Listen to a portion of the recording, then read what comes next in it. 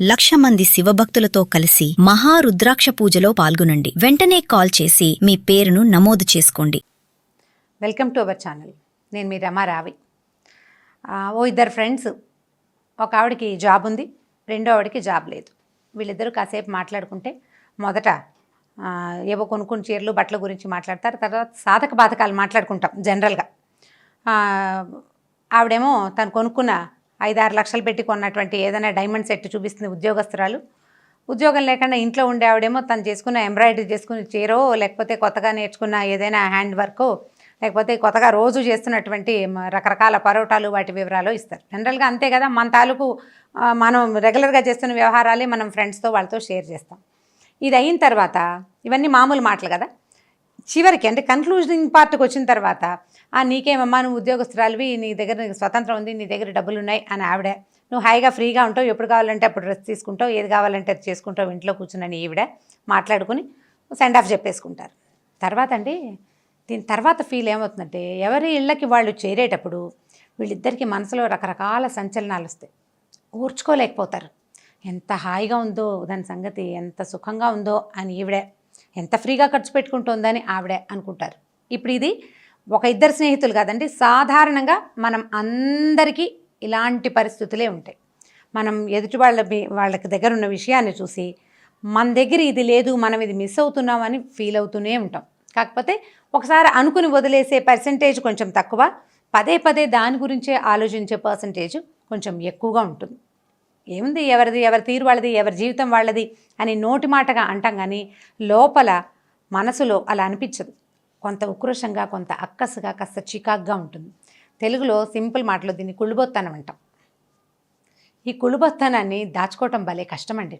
తర్వాత ఇప్పుడు ఈ ప్రోగ్రామ్ అంతా అయిపోయాక మనం మన అక్కయ్యకో లేకపోతే ఇంకో ఫ్రెండ్కో వీళ్ళ గురించి చెప్పినప్పుడు, అబ్బోళ్ళు సంపాదనే కానీ వాళ్ళ ఇల్లు ఏం బాగుండదు అని అమ్మాయి మీద అనేస్తాం. ఎందుకు వచ్చింది మనకు ఆ మాట? తను సంపాదిస్తుంది, చక్కగా కొనుక్కుంటుంది అని ముచ్చట పడడంతో మన మనసు ఆగిపోదు. ఆమె దగ్గరున్న తన దగ్గరున్న ఒక లోటుని ప్రస్తావించి, ఈ ముందున్న విషయం ఆటే గొప్పది కాదని మన మనసుని మనం సర్ది చెప్పుకోవడానికి ట్రై చేస్తాం. ఇప్పుడు ఈ నెక్స్ట్ సెంటెన్స్ ఎందుకు వచ్చిందంటే, బికాజ్ ఆఫ్ ఓన్లీ కుళ్ళుబొత్తనం. ఎందుకు మనకి కుళ్ళుబొత్తనం వస్తుంది అంటే, మనం చేయలేకపోతున్నందుక, తనలాగా ఫ్రీగా ఉండలేకపోతున్నందుక, రకరకాల భావాలు. మనం వీటిని చాలామందికి చెప్పటం చేత కాదు, లోపల ఉంటుంది. అయితే ఈ విషయం ఒక వ్యక్తి మీద, ఒక విషయంలో అక్కసో కుళ్ళుబోతనం ఉంటే ఓకే, కానీ మనకి ప్రతిసారి ప్రతి విషయంలో ప్రతి వ్యక్తి మీద ఉందనుకోండి, అప్పుడు ఏమిటవుతాం? మనం కుళ్ళుతూ ఉంటాం, ఆ బరువుని మోస్తూ ఉంటాం, ఎప్పుడు ఏదో ఒక ప్రెషర్ని మనం అనుభవిస్తూనే ఉంటాం. ఈ ప్రెషర్ని అనుభవించద్దండి. అంటే కుళ్ళకుండా ఉండటం ఎట్లా? భలే కష్టమైన సంగతి కదా. పైగా మనకు కుళ్ళుందన్న సంగతి మన అక్కయ్యలకి మన అన్నయ్యలకి కూడా తెలీదు. ఎప్పుడో ఓ సందర్భంలో వాళ్ళకి అర్థమైంది అనుకోండి, అప్పుడు చెప్తారు ఈ రొట్టి కుళ్ళిపోద్ది, వాళ్ళని చూసి ఓరలేకపోతుంది అని.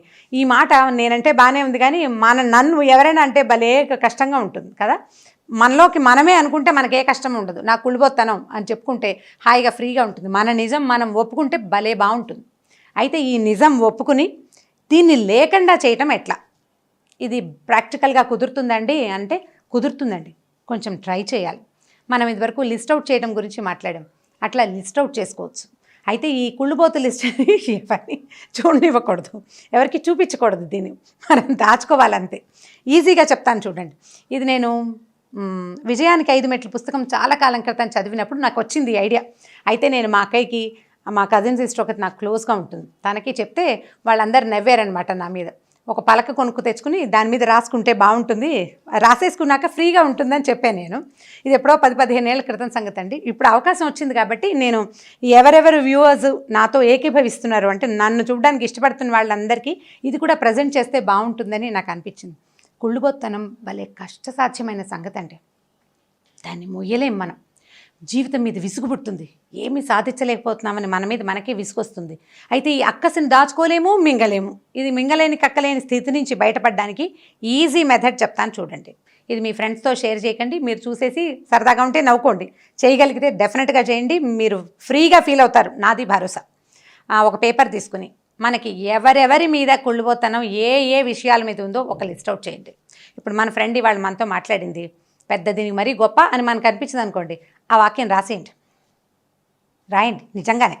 ఇప్పుడు ఇలాగా మన అక్కయ్య మీద, మన అత్తగారి మీద, మన ఆడబడుచు మీద, మన తోడుకోడల మీద, మన ఫ్రెండ్స్ మీద. ఇందులో మగవాళ్ళకి ఏం ఎగ్జామ్షన్ లేదండి. వాళ్ళకు కూడా బోల్డ్ కుళ్ళుబొత్తనాలు ఉంటాయి.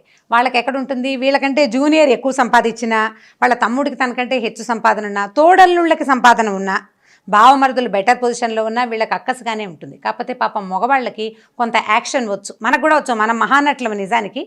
ఆడవాళ్ళు సావిత్రి గారిని మించిపోతారు, మగవాళ్ళు కూడా ఎన్టీ రామారావు గారిని మించిపోయి గంభీరంగా కనపడతారు. ఆడవాళ్ళకి బాగా దాచుకోవడం రాదు, ఎక్కడో చోట బయటపెడతారు. మగవాళ్ళు కేర్ఫుల్గా దాన్ని దాచిపెడతారు. సందర్భం వచ్చినప్పుడు కొద్దిగా వదిలిపెడతారు. మనకు కొంచెం నోరు ఎక్కువ కదా, స్త్రీలు దాచుకోలేకపోతారు. నేను కూడా ఉన్నాను అందులో. ఏ రకమైన సందేహం అక్కర్లేదు మీకు. ఇప్పుడు ఏం చేస్తాం, ఒక లిస్ట్ అవుట్ చేస్తాం కదా.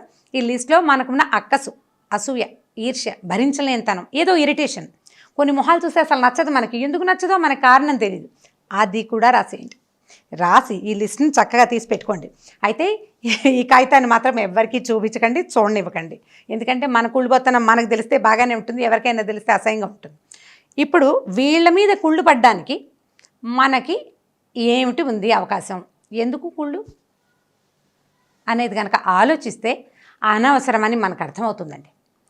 మనం రాసాక బుర్ర ఆలోచించడం మొదలు పెడుతుంది. రాయకముందు ఏముండదు, రాయకముందు మనకు మంటగా ఉంటుంది. ఎవరో ఒకరి దగ్గర దాని మీద చెప్పేయాలనిపించేస్తుంది.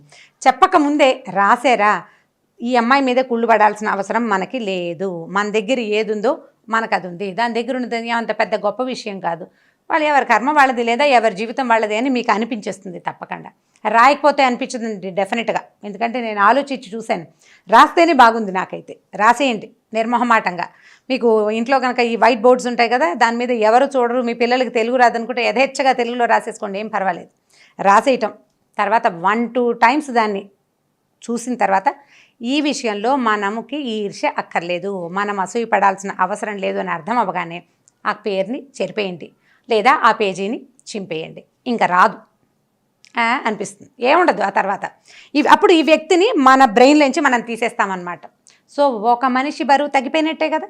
ఇలా మనుషుల్ని మొయ్యకుండా, వాళ్ళ మీద ఈర్ష్యాద్వేషాలు, అసూయల్ని మొయ్యకుండా ఉంటే కనుక జీవితం బహు ప్రశాంతంగా వెళ్ళిపోతుందండి. 50 వచ్చేసరికి మీరు ఏ వ్యక్తిని మొయ్యరు, హ్యాపీగా ఉంటారు.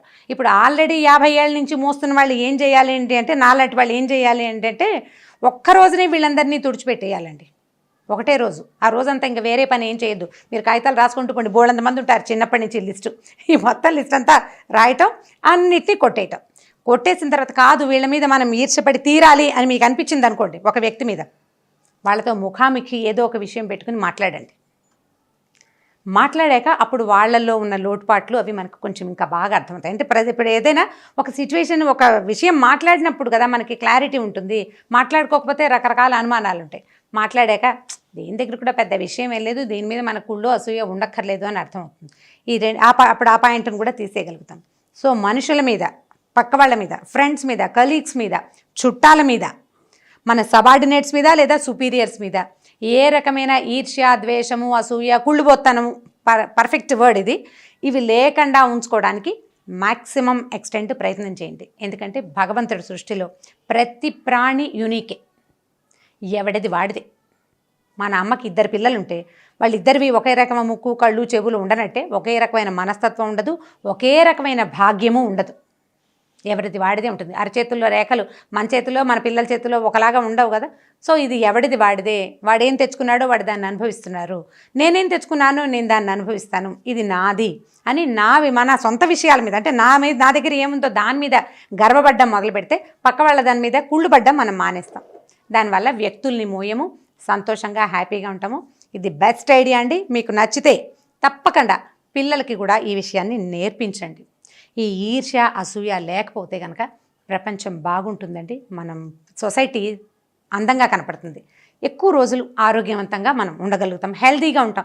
ఇవి జనాలు మోస్తూ ఉంటే ఏముందండి, ప్రెషర్ ఎప్పుడు బీపీ ఉంటుంది మనకి. ఈ థైరాయిడ్ ఎలాగో ఉంటుంది ప్రెషర్ తోటి. ప్రతిసారి ఈ 2 జబ్బులు శంఖ చక్రాల్లాగా ఉంటాయి మనతో పాటు. కాబట్టి ముందు శంఖాన్ని, ఆ తర్వాత చక్రాన్ని తీసేసేయండి. మీ దగ్గర వాళ్ళని ఉంచుకోకండి, పక్కన పడేసేయండి. అప్పుడు మీరు హెల్తీగా, హ్యాపీగా, సుఖంగా మీ చుట్టుపక్కల వాళ్ళకి ఆనందకరంగా ఉండేలాగా మీరు జీవించగలుగుతారు, వాళ్ళని కూడా జీవించనిస్తారు. ఈ వీడియో కనుక మీకు నచ్చినట్లయితే లైక్ చేయండి, షేర్ చేయండి. మరిన్ని వీడియోస్ కోసం సుమన్ టీవీ లైవ్ని సబ్స్క్రైబ్ చేసుకోండి.